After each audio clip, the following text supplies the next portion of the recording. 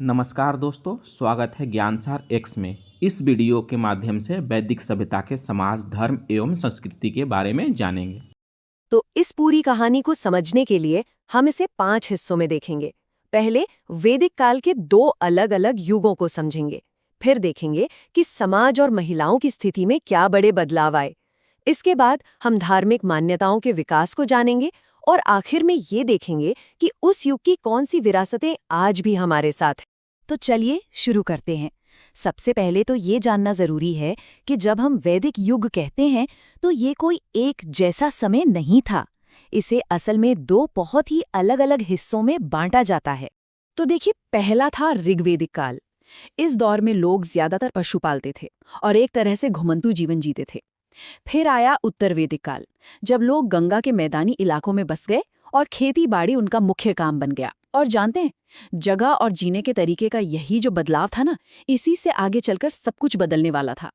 क्योंकि जब कोई समाज एक जगह बस जाता है तो उसे चलाने के लिए नए नियमों और एक ढांचे की जरूरत पड़ती है। चलिए अब बात करते हैं उस दौर के सबसे बड़े सामाजिक बदलाव की, यानी वर्ण व्यवस्था की।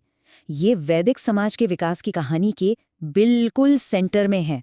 सोचिए, ऋग्वेदिक काल में कितनी दिलचस्प बात थी कि किसी का वर्ण उसके काम से तय होता था, जन्म से नहीं। मतलब जो पढ़ाता था वो ब्राह्मण, जो रक्षा करता था वो क्षत्रिय। ये व्यवस्था बहुत फ्लेक्सिबल थी, कोई भी अपना वर्ण बदल सकता था। लेकिन उत्तर वैदिक काल आते आते ये पूरी तरह से जन्म पर आधारित हो गई। अब जो जिस वर्ण में पैदा हुआ वो उसी में रहेगा। ये व्यवस्था कठोर और पक्की बन गई। और इस नई कठोर व्यवस्था को और पक्का करने के लिए एक नया कॉन्सेप्ट आया, द्विज का। इसका मतलब होता था जिसका जन्म 2 बार हुआ हो। ये दर्जा सिर्फ ब्राह्मण, क्षत्रिय और वैश्य को ही मिलता था और इन्हीं को पढ़ने लिखने और उपनयन संस्कार का अधिकार था। शूद्रों को इससे बिल्कुल बाहर रखा गया था। अब देखिए, जब सिस्टम जन्म पर आधारित हो गया तो इसका सीधा असर समाज और इकोनॉमी दोनों पर पड़ा। वैश्यों को अनस्य बलिकृत कहा जाने लगा, जिसका मतलब था कि वो अकेले हैं जो टैक्स देंगे। और शूद्रों को अनस्य प्रेष्य कहा गया, यानी उनका काम सिर्फ बाकी 3 वर्णों की सेवा करना तय कर दिया गया। अब समाज के एक और बहुत जरूरी पहलू पर आते हैं, और वो है महिलाओं की स्थिति। और अफसोस की बात है कि ये कहानी एक तरह से गिरावट की कहानी है।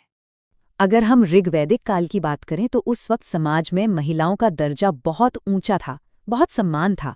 लोपामुद्रा और घोषा जैसी पढ़ी लिखी महिलाएं इसका जीता जागता सबूत हैं। उन्हें शिक्षा का, दोबारा शादी करने का अधिकार था।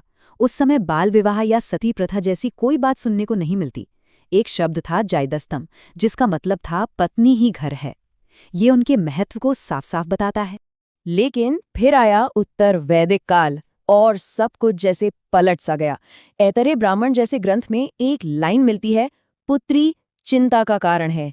सोचिए, ये उस सम्मान भरे नजरिए से कितना बड़ा और दुखद बदलाव था। बात यही नहीं रुकी। मैत्रायणी संहिता नाम के एक और ग्रंथ में तो एक आदमी के लिए 3 सबसे बड़ी बुराइयों में शराब और जुए के साथ साथ महिलाओं को भी गिनाया गया है। इससे हम अंदाजा लगा सकते हैं कि समाज में उनकी स्थिति में कितनी भारी गिरावट आई थी। समाज और महिलाओं की स्थिति के बाद चलिए अब धर्म की तरफ देखते हैं, क्योंकि यहाँ भी एक बहुत बड़ा शिफ्ट आया। सिर्फ देवता ही नहीं बदले, बल्कि पूजा पाठ करने के तरीके भी बिल्कुल बदल गए। ऋग्वैदिक काल में इंद्र सबसे बड़े देवता थे और लोग बस छोटी मोटी प्रार्थनाओं और यज्ञों से प्रकृति की पूजा करते थे। लेकिन उत्तर वैदिक काल में सृष्टि के रचयिता प्रजापति मुख्य देवता बन गए और धर्म अब बहुत ज्यादा कर्मकांडी हो गया। अश्वमेध और राजसूय जैसे बड़े बड़े खर्चीले यज्ञ होने लगे। और समाज जैसे जैसे कॉम्प्लेक्स होता जा रहा था, नए नए सिस्टम भी बन रहे थे। जैसे गोत्र प्रणाली आई, जिसने एक ही कुल में शादी करने पर रोक लगा दी। आश्रम व्यवस्था ने इंसान की जिंदगी को 4 हिस्सों में बांट दिया, ब्रह्मचर्य, गृहस्थ, वानप्रस्थ और सन्यास। और फिर आए 16 संस्कार, जिन्होंने जन्म से लेकर मृत्यु तक जीवन के हर पड़ाव के लिए रिचुअल्स तय कर दिए। यही जो हर चीज को नियमों में बांधने की कोशिश थी, वो हमें शादी ब्याह के तरीकों में भी दिखती है। उस समय 8 तरह के विवाहों को मान्यता दी गई थी। इनमें सबसे अच्छा ब्रह्म विवाह माना जाता था और सबसे निंदनीय पैशाच विवाह। इससे पता चलता है कि समाज के हर छोटे बड़े पहलू के लिए नियम बनाए जा रहे थे। तो सवाल उठता है कि इन सारे बदलावों का आखिर नतीजा क्या निकला।